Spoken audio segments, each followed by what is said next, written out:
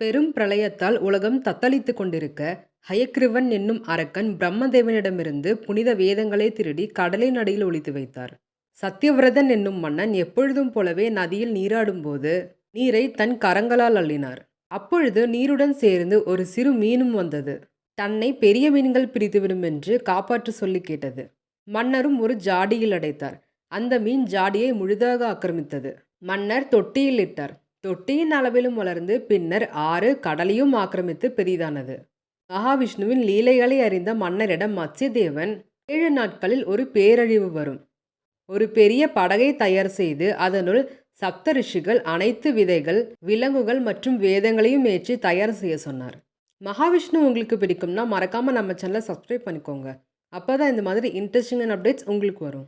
மத்ஸ்யதேவன் கூறியது போலவே பிரளயம் வந்தது.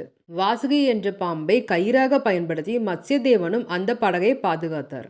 அதன் பிறகு கடலின் அடிமட்டத்திற்கு சென்று ஹயக்கிரீவனை அழித்து வேத நூல்களை மீட்டெடுத்து பிரம்மதேவனின் கைகளில் ஒப்படைத்தார். இந்த கதை உங்களுக்கு பிடித்திருந்தால் மறக்காம லைக் பண்ணுங்க. நன்றி.